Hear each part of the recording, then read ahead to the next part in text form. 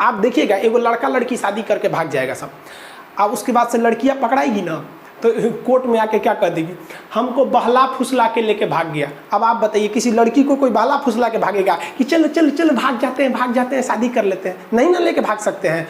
ऐसे कोई लड़की को लेके भागेगा, और देखो कौआ कौआ कौआ, अरे बहलाया फुसलाया किसको जाता है, जिसके पास बुद्धि नहीं है।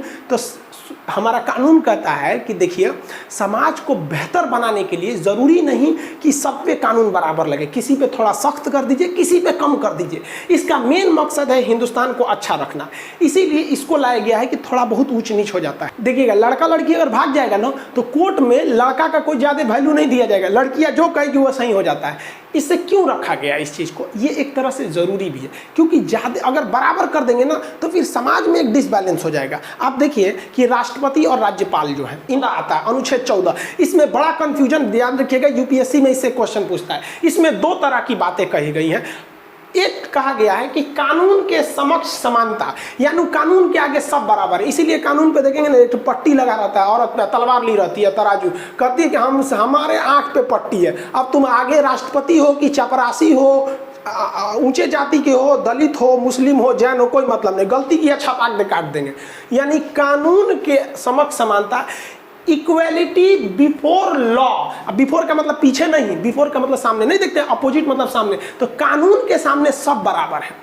ये बातें सबसे पहले किसने किया था, एवी डेसी। एवी डेसी एक बहुत बड़े शास्त्री थे, उन्होंने ये बात को बताया था। ये यूपीएससी का क्वेश्चन पूछा है कि एवी डेसी का सिद्धांत कौन है, तो कानून के समक्ष समानता। इसी को फॉलो किया गया ब्रिटेन में। ब्रिटेन में कानून सबके लिए बराबर है, वहाँ की रानी के लिए भी, प्रधानमंत्री के लिए, सबके लिए भी। लेकिन अमेरिका के लोगों ने कहा कि ये गलत है, कानून सबके लिए बराबर नहीं होना चाहिए। जैसे मान के चलिए कि कोई 5 साल का लड़का है, वो क्लास 5, मान लीजिए कोई क्लास 5 साल का लड़का है और कोई लड़का 20 साल का है, तो क्या एक ही कानून दोनों पे लागू कर देंगे? देखिए तो 5 साल के लड़के का टिकट ट्रेन में आधा लगता है और 20 साल के लड़के का टिकट पूरा लगता है।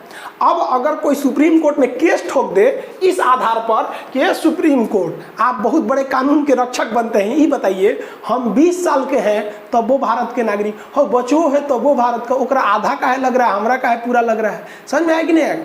तो यही कहता है कि देखिए अमेरिका के संविधान में क्या कहा है, कानून का समान संरक्षण।